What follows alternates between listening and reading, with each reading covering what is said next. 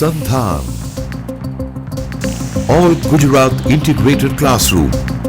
સેટેલાઇટના માધ્યમથી જોડતી કડી એટલે સંધાન.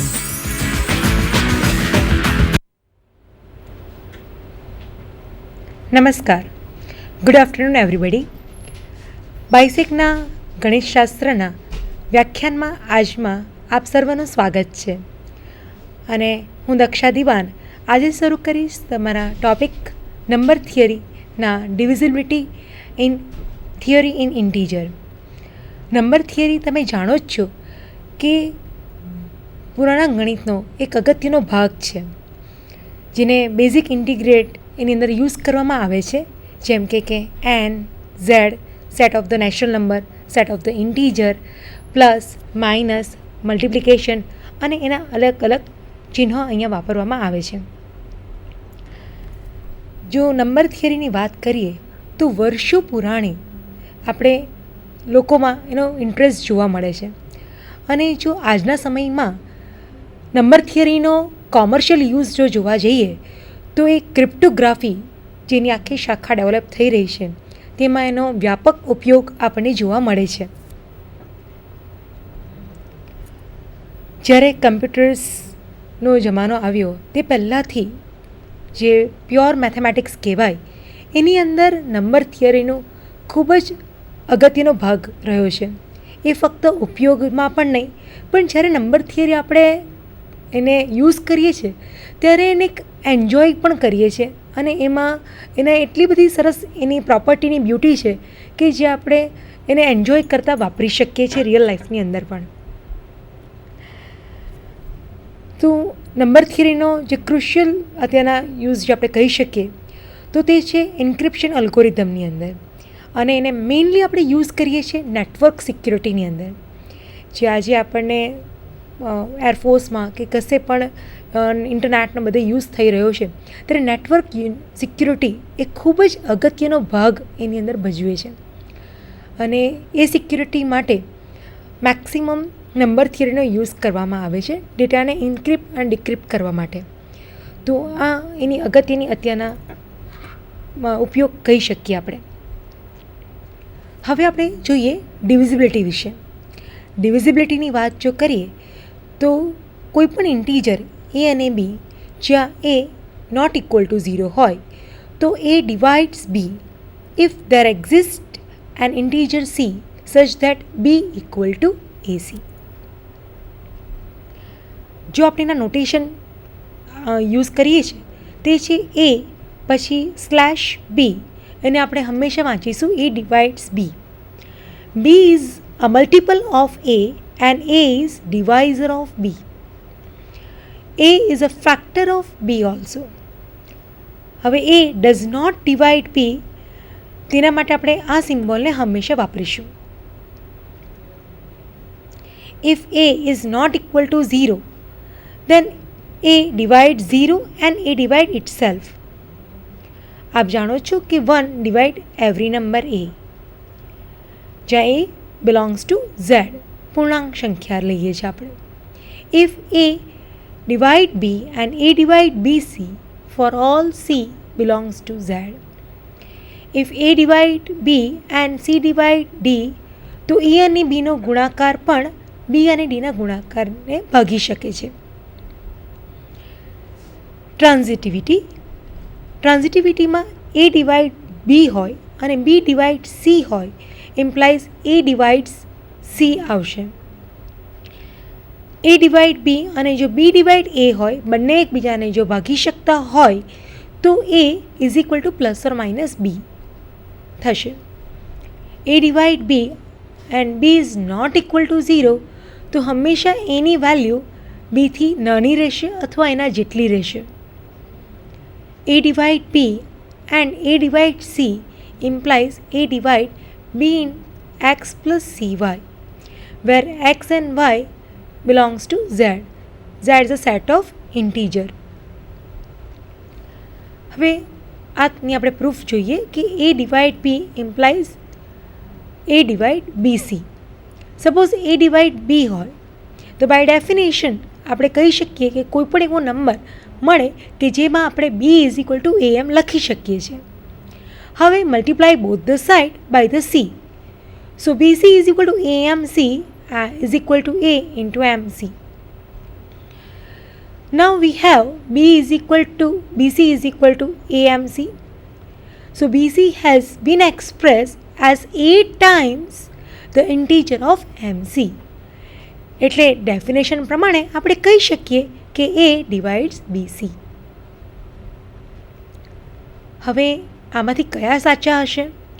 તમે વિચારી શકો છો કે 7 divides 7 આ સાચું હશે કે નહીં?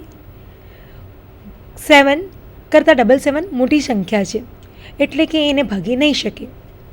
7 ડિવાઈડ 7 એ શક્ય છે. શા માટે? કારણ કે 7 નાની છે.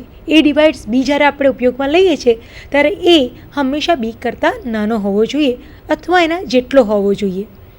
એટલે કે 24 ડિવાઈડ 24 પણ શક્ય બનશે. 0 ડિવાઈડ 24 આજે આપણે આગળના 3 જે જોયા એના તમે સોલ્યુશન પડદા પર જોઈ શકો છો.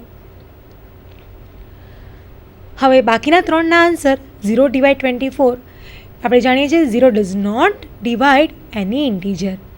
આ આપણે હંમેશા ધ્યાન રાખીશું.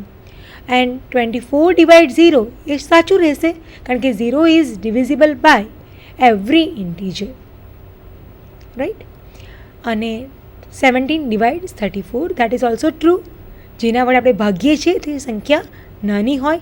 Late 17 divides the multiple of the 17. હવે ડિવિઝિબિલિટીના અલગ અલગ નિયમો છે. જેમ કે કોઈપણ સંખ્યાને 2 વડે ક્યારે ભાગી શકીએ? જ્યારે એ સંખ્યા પોતે ઇવન નંબર હોય ત્યારે. એવી જ રીતે 3 માટે આપણે જાણીએ છીએ કે if 3 divides the sum of the digit of n then 3 divides n.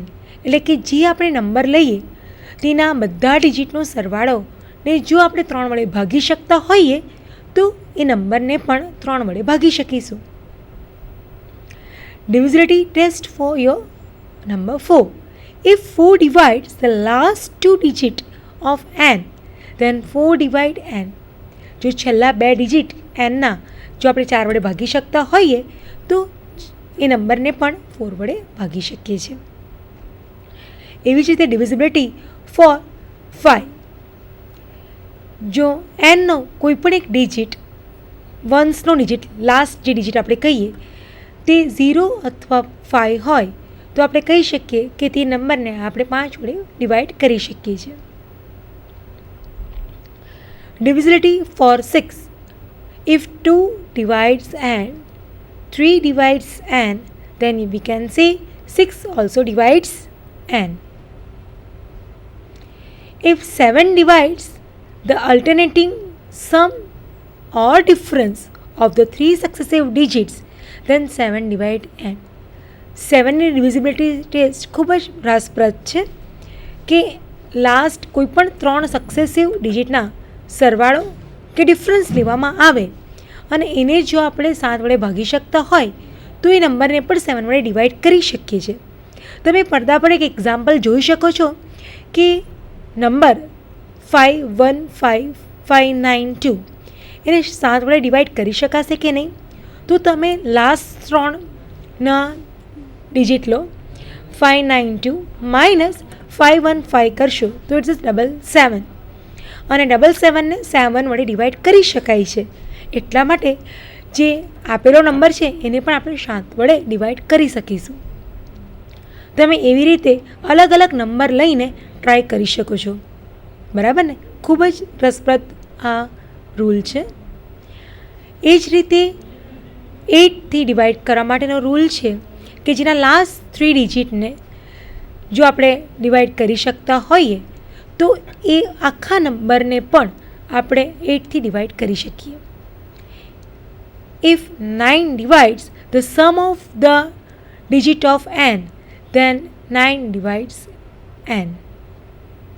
જો એના દરેક ડિજિટના જે n તમારો નંબર હોય એના બધા જ નંબર આપેલા હોય એના બધાનો સરવાળો કરી કરીને જો 9 વડે આપણે ડિવાઈડ કરી શકતા હોઈએ તો આખા નંબરને પણ 9 વડે ડિવાઈડ કરી શકીશું.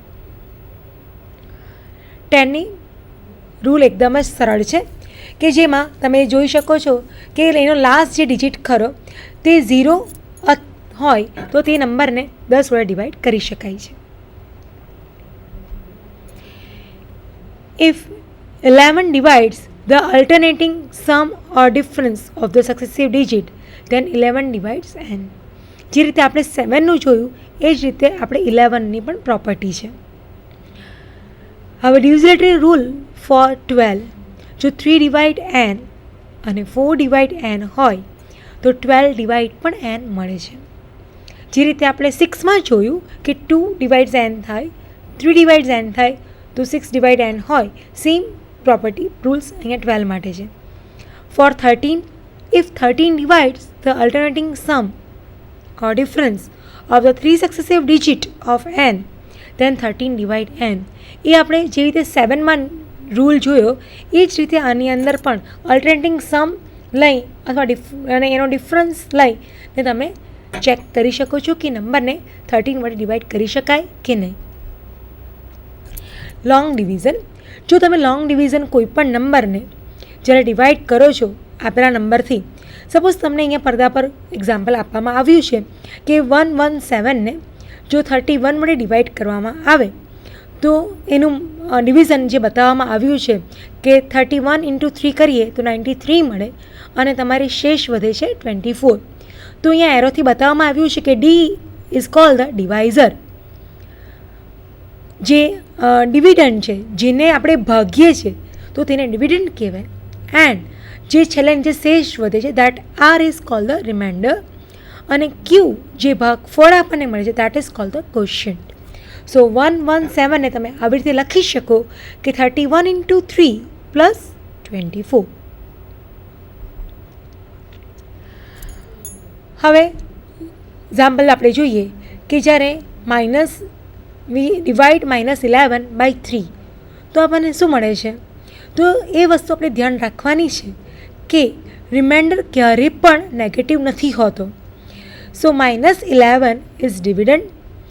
આપણે જાણીએ છીએ કે 3 ઇન્ટુ -4 ઇઝ અ -12 એટલે +1 એ તમારો રિમાઇન્ડર થશે, 3 is a divisor and -4 is a quotient. Division અલ્ગોરિધમમાં જોઈએ, if we are taking here a and d, a અને d જ્યાં greater than 1 with a integer, there exist unique integer q and r such that a is equal to dq plus r. જે આપણે આગળ જોયું કે a તમારો dividend છે, d ડિવાઇઝર છે, q કોશિયન્ટ છે અને r રિમાઇન્ડર છે. અને આરની વેલ્યુ હંમેશા 0 અને ડીની વચ્ચે હશે અથવા 0 પોતે હશે. અને પ્રૂફ એ ખૂબ જ સરળ છે અને આ થિયરમને આપણે ડિવિઝન અલ્ગોરિધમના નામથી ઓળખીએ છીએ. અને જો આપણે લોંગ ડિવિઝન જે જોયું એના પરથી આપણે એની પ્રૂફ જોઈ શકીએ છીએ. Let x equal to in a curly bracket n minus t into d, જ્યાં t belongs to z and n minus t into d greater than or equal to 0, then x is non-empty. આ set આપણો non empty થશે કારણ કે if n greater than or equal to 0 then n belongs to x, એવો તો કોઈ આપણને n મળવાનો જ છે કે જે આ સેટની અંદર આવેલો હોય. Then if n less than 0 then n into 1 minus d belongs to x થશે. Let r be the smallest member of x. તો r તમારો smallest member of x છે એવું લઈ લઈએ. Then r equal to n minus qd. આપણે r member લીધેલો છે એક્સમાંથી અને એક્સના દરેક સભ્યના ફોર્મ હશે n minus t into d. તો એ જ રીતે આરને આપણે લખીએ છીએ n minus q into d for some q belongs to z. And it remains to show that કે r less than d હોવું જોઈએ. But if r greater than or equal to d then 0 less than or equal to r minus d is equal to n minus q plus 1 into d. So r minus d is in x, so contradictory to the minimality of r. આપણે આગળ એવું લીધું હતું કે r નાનામાં નાનો છે, પણ આપણને અહીંયા કોન્ટ્રાડિક્ટરી સ્ટેટમેન્ટ મળે છે. As to uniqueness, suppose that n is equal to q dash d plus r dash, where 0 less than or equal to r dash less than d. તો આપણે અહીંયા એઝ્યુમ કરી શકીએ કે r less than or equal to r dash હોય. તો similar argument આના માટે આપણે વાપરીશું કે r dash less than or equal to r. Now n equal to QD plus r, અને આપણે એનું બીજું ફોર્મેટ લીધું કે n ઇક્વલ ટુ, એને જો કદાચ બીજી રીતે પણ એક્સપ્રેસ કરી શકાતો હોય કે Q dash D plus R dash. તો બંનેને સબટ્રેક્ટ કરીએ તો આપણને LHSમાં 0 મળે, અને રાઇટ હેન્ડ સાઇડ પર Q minus Q dash into D plus R minus R dash. Then 0 less than or equal to R dash minus R is equal to Q minus Q dash into D. So Q minus Q dash into D is a non-negative multiple of the D, that is less than D, because R dash minus R less than or equal to R dash less than D. તો ફક્ત એક જ possibility રહી કે Q minus Q dash into D equal to 0 હોય. જો એ 0 હોય તો Q dash equal to D થાય, hence R dash equal to R બને. એટલે કે આપણને ફક્ત એક જ ટાઈપનું રિપ્રેઝન્ટેશન આમાં મળી શકે છે કે n equal to AD plus R, A format આપણને મળશે. હવે આપણે વાત કરીએ GCD, જેને આપણે ફૂલ ફોર્મમાં કહીએ છીએ greatest common divisor. Let A અને B be integer, not both 0. જો બંને શૂન્ય ન હોય તો the greatest common divisor of A and B, જેને આપણે GCD ઓફ AB કહીએ છીએ, ઇઝ ધ બિગેસ્ટ નંબર